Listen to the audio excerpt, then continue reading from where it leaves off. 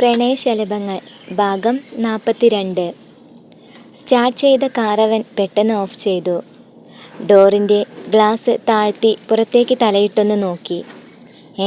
മീരയല്ലേ അത്? അന്തം വിട്ട് പിറകിലേക്ക് എത്തിവലിഞ്ഞു നോക്കുന്ന മോട്ടുവിനെ കണ്ടപ്പോൾ ആദിയും മിത്രയും ആകാംക്ഷയോടെ പിന്നിലേക്കൊന്ന് തിരിഞ്ഞു നോക്കി. മീരയോ? ഇവളെന്താ ഇവിടെ? കൂടുതൽ ചിന്തിച്ചിരിക്കാതെ പെട്ടെന്നവൻ ഡോർ തുറന്ന് പുറത്തേക്കിറങ്ങി മീരയുടെ അടുത്തേക്കായി നടന്നു. ആദി ഇറങ്ങിയതോടെ മോട്ടുവും മിത്രയും പെട്ടെന്ന് കാറിൽ നിന്നിറങ്ങി അവനോടൊപ്പം ചേർന്നു. പച്ച പട്ടുസാരിയിൽ അണിഞ്ഞൊരുങ്ങി ക്ഷേത്രത്തിലേക്ക് പ്രവേശിക്കാനൊരുങ്ങി നിൽക്കുന്ന അവളുടെ കൂടെ ഗൗരിയുടെ ഏട്ടനെ കൂടി കണ്ടതോടെ അവൻ്റെ സംശയം ഒന്നുകൂടി ഇരട്ടിച്ചു. അച്ഛനും അമ്മയും പ്രായമായ മുത്തശ്ശിയുമെല്ലാം ചേർന്നടങ്ങിയ ആ കൊച്ചു കുടുംബം ഗൗരിയുടേതാണെന്ന് അവൻ തിരിച്ചറിയുകയായിരുന്നു. പക്ഷേ ഇവർക്കിടയിൽ എങ്ങനെയാണ് മീര വന്നെത്തിയത്? അതും ഇങ്ങനെയൊരു സ്ഥലത്ത്? മനസ്സിലേക്ക് ഓടിയെത്തിയ ചില സംശയങ്ങളെ ദൂരീകരിക്കാനായി അവൻ മീരയെ ഉറക്കെ വിളിച്ചു. മീരേ! ശബ്ദം കേട്ട് അവൾ പെട്ടെന്ന് തിരിഞ്ഞു നോക്കി.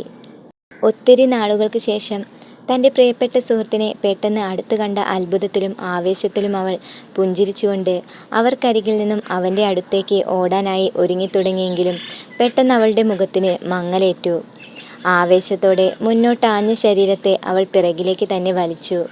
എന്നാൽ അപ്പോഴേക്കും ആദിത്യൻ അവളുടെ അടുത്തേക്ക് എത്തിക്കഴിഞ്ഞിരുന്നു. മീരയ്ക്കരികിൽ വന്നെത്തിയപ്പോഴാണ് അവൾക്ക് സംഭവിച്ച ചില മാറ്റങ്ങളെ അവൻ ശ്രദ്ധിക്കാനിടയാക്കിയത്. സീമന്തരേഖയിൽ ചുവന്ന സിന്ദൂരം ചാർത്തിയവൾ പഴയ മീരയിൽ നിന്നും സുന്ദരിയായിരിക്കുന്നു. കഴുത്തിൽ നിന്നും മാറിടത്തിലേക്ക് നീണ്ടുകിടക്കുന്ന ഒരു വലിയ താലിമാലയുടെയും അവകാശിയായവൾ ഇന്ന് മാറിക്കഴിഞ്ഞിരിക്കുന്നു. തൻ്റെ പ്രിയ സുഹൃത്തിൻ്റെ വിവാഹം നടന്നു കഴിഞ്ഞിരിക്കുന്നു എന്നവൻ തിരിച്ചറിയുകയായിരുന്നു. ഗോകുലിനെയും അവളെയും മാറി മാറിയവൻ വീക്ഷിച്ചു. ആ നോട്ടത്തിനർത്ഥം മനസ്സിലാക്കിയ വെപ്രാളത്തോടെ മീര അവനോട് ചോദിച്ചു. ആദി നീ എന്താ ഇവിടെ? ഞാനൊരാളെ അന്വേഷിച്ചെത്തിയതാ ഇവിടെ.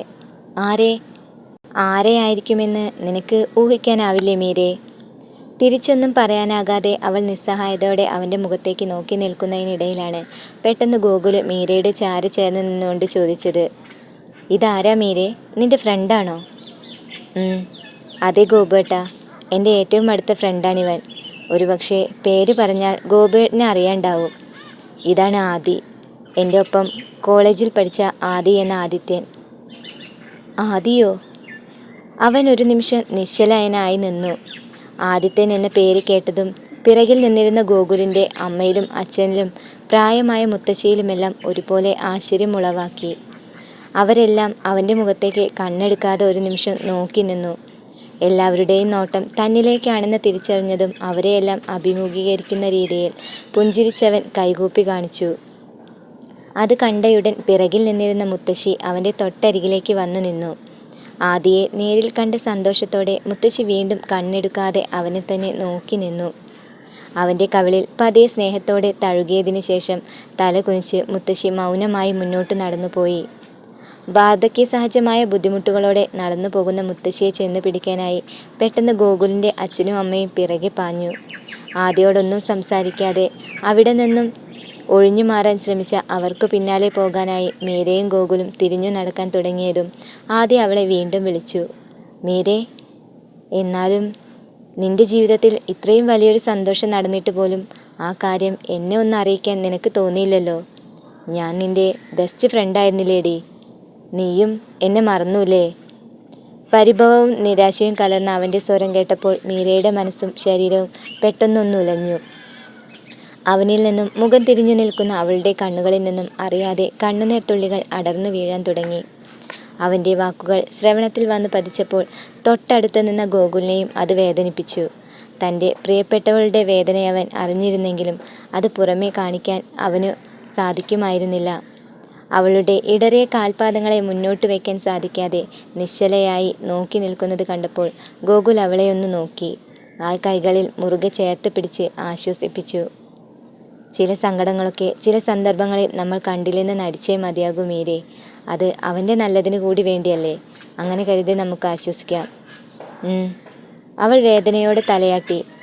ആദി പറഞ്ഞത് കേട്ടില്ലെന്ന ഭാവത്തോടെ ഗോകുലിൻ്റെ കൈ പിടിച്ചവൾ മുന്നോട്ട് നടക്കാൻ ശ്രമിച്ചു. താൻ പറഞ്ഞത് കേട്ടിട്ടും കൂസലില്ലാതെ നടന്നു പോകുന്ന മീരയെ നോക്കി വെറുപ്പോടെ അവൻ ഉച്ചത്തിൽ അലറി. അല്ലെങ്കിലും നിങ്ങൾ പെണ്ണുങ്ങളൊക്കെ ഇങ്ങനെയാണ്. സ്നേഹിച്ചവനെ മറക്കാനും അറിയില്ല എന്ന് പറഞ്ഞ് മുഖം തിരിച്ചു നടക്കാനുമുള്ള നിങ്ങളുടെ ഈ കഴിവ് നിങ്ങളെപ്പോലെ മറ്റാർക്കുമില്ല മീരേ, മറ്റാർക്കുമില്ല. ചങ്ക് പറിച്ച് സ്നേഹം തന്നാലും നിങ്ങൾക്കൊന്നും അത് തിരിച്ചറിയാൻ കഴിയില്ലടി. ഇനി തിരിച്ചറിഞ്ഞാലും അത് കണ്ടില്ലെന്ന് നടിക്കാനേ നിങ്ങൾക്കൊക്കെ കഴിയൂ. നീയും ഗൗരിയും എല്ലാം ഒരുപോലെയാ. വിശ്വസിക്കാൻ കൊള്ളാത്തവർ. ചെന്ന് പറഞ്ഞേക്ക അവളോട്. ഈ ആദ്യം ഓർത്ത് അവൾക്ക് എന്നും നേറി കരയേണ്ടി വരുമെന്ന്. ഉള്ളിൽ കിടന്ന അമർഷമെല്ലാം ആളിപ്പടർത്തിയവൻ ഉറക്കെ പൊട്ടിത്തെറിച്ചു. ആദിയുടെ വാക്കുകൾക്ക് കാഠിന്യവും മൂർച്ചയും ഏറി വന്നപ്പോൾ മീരയ്ക്കത് ഒട്ടും സഹിക്കാനായില്ല. ഗോകുലിൻ്റെ കയ്യിൽ അമർത്തിപ്പിടിച്ച് സ്വയം നിയന്ത്രിക്കാനായി കണ്ണുകൾ ഇറുക്കി അടച്ചു നിന്നെങ്കിലും ഗൗരിയെക്കുറിച്ച് മോശമായി സംസാരിക്കുന്നത് കേട്ടപ്പോൾ അവൾക്കത് ക്ഷമിക്കാനോ കേട്ടു നിൽക്കാനോ സാധിക്കാത്ത അവസ്ഥയിലെത്തി. കയ്യിലെ പിടുത്തം വിട്ടവൾ തീക്ഷ്ണമായ നോട്ടത്തോടെ ആദിയുടെ നേർക്ക് തിരിഞ്ഞു നിന്നു. മതി, നിർത്ത് നിന്റെ പ്രസംഗം. ഗൗരിയെ കുറ്റപ്പെടുത്താൻ നിനക്ക് എങ്ങനെയാടാ മനസ്സ് വരുന്നത്? ആ പാവം നിന്നോട് എന്ത് തെറ്റാ ചെയ്തത്? അവൾ എന്നും നിന്നെ സ്നേഹിച്ചിട്ടേ ഉള്ളൂ. നിന്റെ നന്മ മാത്രമേ അവൾ ആഗ്രഹിച്ചിട്ടുള്ളൂ. എല്ലാ പ്രശ്നങ്ങളും ഉണ്ടാക്കി വെച്ച് സ്വയം ഓടി ഒളിക്കാനല്ലേടാ നീ അന്ന് ശ്രമിച്ചത്. ഇപ്പോൾ എവിടുന്നോ വന്ന് അവൾ മുഖം തിരിച്ചെന്നും പറഞ്ഞ് നീ അവളെ കുറ്റപ്പെടുത്താൻ ശ്രമിക്കുകയാണോ? വേണ്ട ആദി, വേണ്ട. ആ പാവത്തിനെ വെറുതെ വിട്ടേക്ക്. ഒരു പാവം മിണ്ടാപ്രാണിയായി അതെങ്ങനെയും ജീവിച്ച് പൊക്കോട്ടടാ. വായിൽ നിന്നും അറിയാതെ പുറത്തേക്ക് വന്ന സത്യത്തെ മറച്ചു വെക്കാനായവൾ പകച്ചുകൊണ്ട് വാ പൊത്തിപ്പിടിച്ച് അവനെയൊന്ന് നോക്കി. ഗൗരിയെ മിണ്ടാപ്രാണി എന്ന് പറഞ്ഞതിൻ്റെ പൊരുൾ എന്തെന്ന് മനസ്സിലാവാതെ ആദിത്യനും അവളുടെ വിളറി വെളുത്ത മുഖത്തേക്ക് സംശയദൃഷ്ടിയോടെ ഒന്ന് നോക്കി. എന്താ എന്താ നീ ഇപ്പോൾ പറഞ്ഞത്? മിണ്ടാപ്രാണിയെന്നോ? ആരെ? നീ ഈ പറഞ്ഞത് ഗൗരിയെക്കുറിച്ചാണോ? പറ മീരേ, പറ. നിങ്ങളൊക്കെ എന്നിൽ നിന്ന് എന്തൊക്കെയോ ഒളിക്കാൻ ശ്രമിക്കുകയാണ്. ഇനി അത് വേണ്ട. എൻ്റെ ഗൗരിക്ക് എന്താ സംഭവിച്ചതെന്ന് എനിക്കും അറിഞ്ഞേ തരൂ.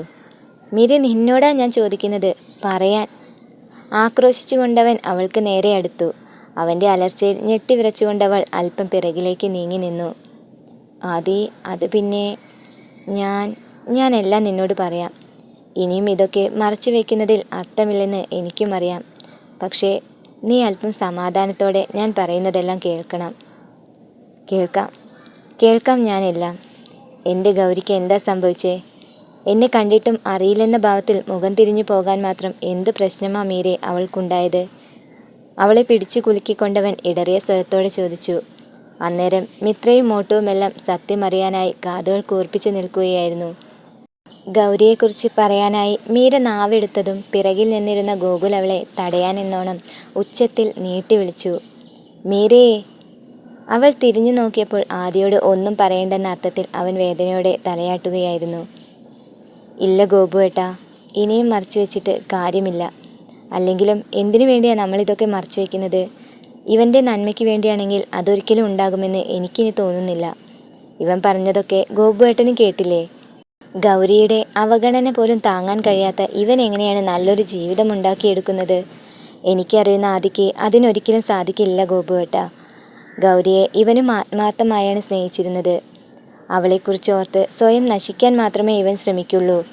നമ്മുടെ ഗൗരി ഇവന് പറ്റിച്ചുവെന്ന് ഇവൻ വിശ്വസിക്കുമ്പോൾ അവൾക്കതിന് സാധിക്കില്ല എന്നുകൂടി ഇവൻ അറിയണ്ടേ? അറിയണം. ആദിത്യനെല്ലാം അറിയണം. വാക്കുകൾ ഇടറിത്തുടങ്ങിയപ്പോൾ അറിയാതെ അവളുടെ കണ്ണുകൾ നിറഞ്ഞു വന്നു. വിരലുകൊണ്ട് പതിയെ ആ കണ്ണുനീർ തുള്ളികളെ ഒപ്പിയെടുത്ത ശേഷം അവൾ ആദിത്യൻ്റെ മുഖത്തേക്ക് ഒന്ന് നോക്കി.